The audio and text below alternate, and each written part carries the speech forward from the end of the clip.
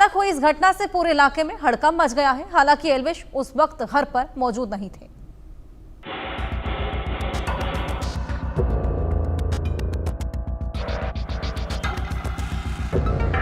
इन्हीं बाइक सवार नकाबपोश अपराधियों ने मशहूर यूट्यूबर एल्विश यादव के घर पर ताबड़तोड़ फायरिंग की। सुबह कोई 5:30 बजे का वक्त हुआ होगा, तभी गुरुग्राम का सेक्टर 56 का इलाका गोलियों की आवाज से दहल गया। फेमस यूट्यूबर और ओटीटी विजेता बिग बॉस एल्विश यादव के घर पर आज सुबह लगभग 5:30 बजे कुछ अज्ञात बदमाशों द्वारा फायरिंग की जाती है। आप मेरे पीछे देख सकते हैं, ये एल्विश यादव का वो घर है जहां पर फर्स्ट फ्लोर पर बताया जा रहा है कि एल्विश यादव के माता पिता रहते थे और सेकंड फ्लोर पर एल्विश यादव रहता था। हालांकि फिलहाल अभी एल्विश यादव जो फेमस यूट्यूबर है वो अभी फिलहाल हरियाणा में नहीं है, कुछ काम से बाहर गए हुए हैं। वहीं सुबह 5:30 बजे लगभग 3 अज्ञात बदमाश एल्विश यादव के घर पर पहुंचते हैं और ताबड़तोड़ फायरिंग की जाती है। हालांकि पुलिस की तरफ से अभी ये बताया गया है कि 3 से 4 फायरिंग हुई है, लेकिन मैं आपको दिखाना चाहूंगा कि जो ये ग्लास के नीचे जितनी भी ये वुडन स्ट्रिप्स लगी हुई है, इसमें 1 2 3 4 5 6 7 फायरिंग तो ये है। और साथ ही साथ अंदर की अगर बात करें तो अंदर भी 3-4 राउंड आपको साफ फायरिंग के दिखाई दे जाएंगे। वहीं अगर गेट की बात करी जाए तो गेट पर नहीं, तो सीधा अगर देखा जाए तो उतर कर ये फायरिंग की गई है। ये किसी ना किसी देखा जाए तो निशाना बनाया गया है। अगर बात करें कि फर्स्ट फ्लोर पे एल्विश यादव के माता पिता रहते थे, क्या एल्विश यादव के माता पिता को निशाना बनाने का, क्योंकि जो भी अज्ञात बदमाश थे, क्या उनको इन्फॉर्मेशन नहीं थी कि एल्विश यादव अभी घर पर है या नहीं है? और सुबह 5:30 बजे सेक्टर 56 स्थित एल्विश यादव के घर पर एक बाइक रुकती है जिसमें 3 अज्ञात बदमाश और लगातार अंधाधुंध फायरिंग करते हैं। हालांकि पुलिस अभी तमाम चीजों को जुटाने में लगी है कि कौन लोग थे क्या। वहीं सीसीटीवी कैमरे की मदद से, जो कि एल्विश यादव के घर पर भी मैं आपको बता दूं, दोनों तरफ सीसीटीवी कैमरे लगे हुए हैं, उनमें जो वो अज्ञात बदमाश थे वो दिखाई देते हैं। एल्विश यादव के पिता के द्वारा बताया भी गया कि 3 लोग एक बाइक पर आते हैं और ताबड़तोड़ फायरिंग कर भाग जाते हैं। बाइक सवार अपराधियों ने 30 राउंड से ज्यादा गोलियां चलाई। हालांकि जिस वक्त वारदात को अंजाम दिया गया उस वक्त एल्विश यादव घर पर मौजूद नहीं थे, लेकिन घर में मौजूद एल्विश के परिजन इस घटना से सहम गए। एल्विश यादव के घर पर हुई फायरिंग मामले में अब एक नया एंगल सामने आया है। भाऊ गैंग ने इस पूरे हमले की जिम्मेदारी ली है। साथ ही भाऊ गैंग ने कहा है कि एल्विश यादव युवाओं को सट्टे की तरफ धकेल रहा है और जो ऐप सट्टे की है उनका ज्यादा प्रमोशन एल्विश यादव करता है। इस समय ये एल्विश यादव का घर है जहां पर सुबह लगभग 5:30 बजे के करीब 3 अज्ञात बाइक सवार हमलावरों ने यहां पर ताबड़तोड़ गोलियां चलाई और लगभग बताया जा रहा है कि 2 दर्जन से ज्यादा इस घर पर फायरिंग की गई है। फायरिंग के निशान भी हम आपको दिखाते हैं। जो फायरिंग की गई है वो नीचे पार्किंग और फर्स्ट फ्लोर पर जो है वो फायरिंग की गई है, जबकि एल्विश यादव जो है वो सेकंड फ्लोर पर रहता है। यानी जिस गैंगस्टर भाऊ गैंग ने इस पूरे हमले की जिम्मेदारी ली है वो साफ तौर से एल्विश यादव को एक मैसेज देने की कोशिश यहाँ पर की गई है, क्योंकि जिस भाऊ गैंग ने कहा है कि एल्विश यादव जो सट्टे वाली ऐप है उनका ज्यादा प्रमोशन करता है, जिससे युवा जो है वो सट्टे की तरफ ज्यादा धकेल जा रहे हैं और उनका जो जिम्मेदार है वो एल्विश यादव है। और पुलिस प्रशासन ही कर रहा है, जो बढ़िया कर रहा है, जो भी है सारी टीमें आ चुकी है। और एल्विश यहाँ है या बाहर है? वो अपने काम से सोए हुए काम पे घर कर में लिया, सारा अच्छा काम कर रही है। हमें लगता है कि पूरा ही 25-30 होगी, मुझे नहीं पता ज्यादा। 3 दिख रहे हैं, 3 मतलब 2 दिख रहे हैं, एक उधर बाइक, मतलब बाइक आई है जैसे 3 दिख रहे हैं, लेकिन 2 ही गेट पे दिख रहे हैं। एल्विश के घर पर हुई फायरिंग की खबर जैसे ही पुलिस को मिली, पुलिस की टीम मौके पर पहुंच गई।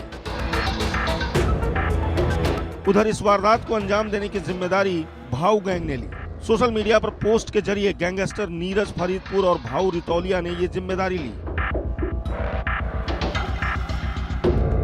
पोस्ट में लिखा कि एल्विश यादव ने बेटिंग ऐप को प्रमोट कर कई घर बर्बाद किए हैं, इसलिए उनके घर पर हमला किया गया है। रविवार की सुबह करीब 5:30 बजे दिल्ली से सटे गुरुग्राम के वजीराबाद गांव में उस वक्त दहशत फैल गई जब लोगों को ये पता चला कि एल्विश यादव के घर के बाहर बाइक सवार बदमाशों ने ताबड़तोड़ फायरिंग की वारदात को अंजाम दिया है। पुलिस सूत्रों की माने तो तकरीबन 2 दर्जन से ज़्यादा गोलियां चलाई गई हैं एल्विश यादव के घर पर, जिसके निशान एल्विश यादव के घर के दीवार और ज़मीन पर पड़ी है। मौके पर 56 यानी कि 56 थाने की पुलिस जो सेक्टर की वो इस पूरे मामले की जांच में जुट गई है। अगस्त में ही आपको बता दें कि जो पिछले साल अगस्त में सिंगर फजल पुरिया के जो फाइनेंसर थे रोहित शौकीन, उनकी हत्या की गई थी। उसके बाद जुलाई के ही इसी साल जो है हरियाणवी सिंगर फाजिल पुरिया पर फायरिंग की गई थी। और अब बिग बॉस जो विनर एल्विश यादव जो कि एक नामी यूट्यूबर भी है, उस पर उसके घर पर फायरिंग की गई है। जानकारी के मुताबिक एल्विश की मां सुषमा यादव और उसका एक केयरटेकर उस वक्त घर पर मौजूद था जब इस फायरिंग की वारदात को अंजाम दिया गया। जो एल्विश यादव है, बताया जा रहा है कि एल्विश यादव इस वक्त भारत के बाहर है। लेकिन सबसे बड़ी बात यह कि आखिर ये गोली क्यों चलाई गई, इस गोली चलाने के पीछे का मकसद क्या है। अब पुलिस इस पूरे मकसद को जानने में जुटी है। एल्विश यादव से भी संपर्क किया गया है। एल्विश यादव की मां और एल्विश यादव के केयरटेकर और उनके पिता से भी इस बारे में पूछा जा रहा है। लेकिन फ़िलहाल पुलिस जो है मौके पे लगे तमाम जो सीसीटीवी कैमरा है उससे तमाम फुटेज को खंगालने पे लगी हुई है। जानकारी के मुताबिक जो 2 लड़के जो हैं फायरिंग करते हुए दिखाई दे रहे हैं। इसके अलावा बताया जा रहा है कि एक शख्स जो है वो कुछ दूरी पर ही खड़ा हुआ था। पुलिस की जो फॉरेंसिक टीम है वो भी मौके पे मौजूद है और वो मौके से जहां पर गोली चलाई गई है, जो पिस्टल के जो खाली कार्ट्रिज हैं उसको पुलिस ने जब्त कर लिया है और इसके अलावा जो अपनी फॉरेंसिक जांच में जुट गई है। एल्विश के घर पर हुए इस हमले ने फैंस को चिंता में डाल दिया है। गुरुग्राम में एल्विश यादव के घर हुई फायरिंग ने सभी को हैरान कर दिया है। एल्विश से पहले हरियाणवी और बॉलीवुड सिंगर राहुल फाजिलपुरिया पर भी गोली चली थी। ऐसे घटनाक्रम इलाके की सुरक्षा व्यवस्था पर गंभीर सवाल खड़ा कर रहे हैं। Bureau report, India news. Big boss OTT 2 के विजेता एल्विश यादव के घर में फायरिंग हुई तो गुरुग्राम दहल गया। वारदात को उस वक्त अंजाम दिया गया जब एल्विश यादव घर पर मौजूद नहीं थे। हालांकि फैमिली के लोग घर पर ही थे। फिलहाल पुलिस मामले की तफ्तीश में जुटी है, पर कहा जा रहा है कि गुरुग्राम में गैंगस्टर्स काफी एक्टिव हो गए हैं, जिनका अगला टारगेट एल्विश है। वहीं अब मामले में गैंगस्टर नीरज फरीदपुर और भाऊ रितौलिया ने इस हमले की जिम्मेदारी ले ली है। हालांकि इससे पहले एल्विश यादव की एक एक्टर के साथ टक्कर देखने को मिलती रही है।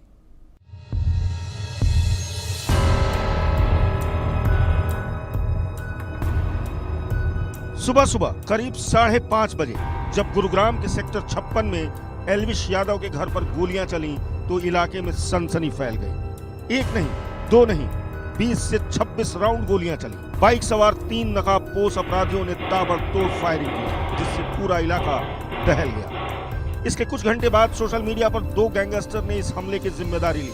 भाऊ गैंग के गुर्गों ने दावा किया कि एल्विश के घर पर उन्होंने ही फायरिंग की। एक का नाम नीरज फरीदपुरिया है और दूसरे का नाम भाऊ रितौलिया है।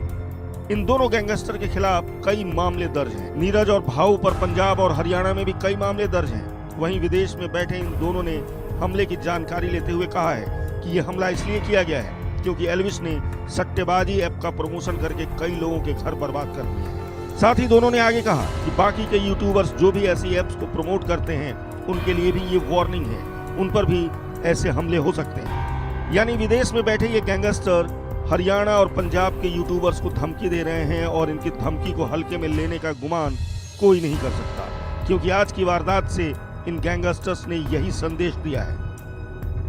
नीरज फरीदपुरिया पर हत्या, फिरौती और रंगदारी के कई केस दर्ज हैं। वो विदेश में बैठकर अवैध वसूली का सिंडिकेट चलाता है। वहीं पुलिस इस आरोपी को भारत में लाने की प्रक्रिया में जुटी है। नीरज हरियाणा के पलवल का रहने वाला है और अपने अवैध कारनामों के चलते लंबे समय से विदेश में छुपा बैठा है। ये आरोपी 2012 से जेल में बंद था और साल 2015 में इसे उम्र कैद की सजा भी सुनाई गई थी। लेकिन बाद में पंजाब हरियाणा हाई कोर्ट से जमानत मिलने के बाद ये आरोपी पुलिस को चकमा दे विदेश में जाकर बस गया। नीरज फरीदपुरिया की जानकारी तो आपको मिल गई, अब जरा दूसरे गैंगस्टर भाऊ रितौलिया को भी जान लीजिए। भाऊ रितौलिया भी इस गैंग का सदस्य है जो एल्विश यादव के घर पर हुई फायरिंग में आरोपी है। इस आरोपी पर भी कई मामले दर्ज हैं, जिनमें रंगदारी, हत्या और फिरौती जैसे केस शामिल हैं। रिपोर्ट्स के अनुसार ये भी विदेश में जाकर बसा हुआ है और फिलहाल ये दोनों सोशल मीडिया पर बड़े बड़े बिजनेसमैन से फिरौती मांगते हैं। इन दोनों ने अब अपना अगला टारगेट उन यूट्यूबर्स को बताया है जो सट्टेबाजी ऐप्स को प्रमोट कर रहे हैं। वहीं पुलिस अधिकारियों के मुताबिक इस मामले में जांच और तेज हो गई है। इन दोनों गैंगस्टर ने एल्विश यादव के घर पर फायरिंग की जिम्मेदारी ली है, लेकिन अभी तक एल्विश यादव ने अपनी जुबान नहीं खोली। हालांकि पुलिस मामले की तफ्तीश कर रही है, लेकिन सवाल ये उठता है कि विदेश में बैठकर गैंगस्टर गुरुग्राम में दहशत फैला रहे हैं और पुलिस अभी तक कुछ नहीं कर पा रही है। Bureau report, India news.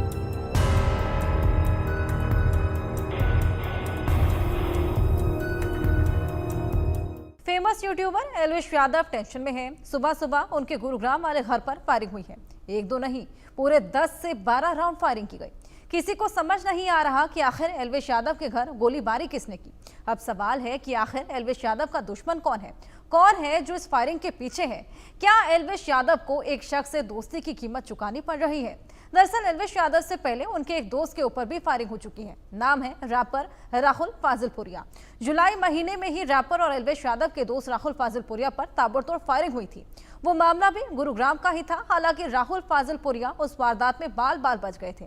उसे भी अज्ञात बदमाशों ने अंजाम दिया था। उसके हमलावर का भी निशानदेही नहीं हो पाई है।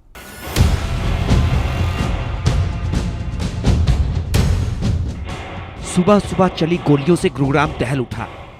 यूट्यूबर एल्विश यादव के घर पर ताबड़तोड़ फायरिंग हुई और ये कोई पहली बार नहीं है गुरुग्राम शोबिज और म्यूजिक इंडस्ट्री से जुड़े लोगों पर हमला हुआ हो।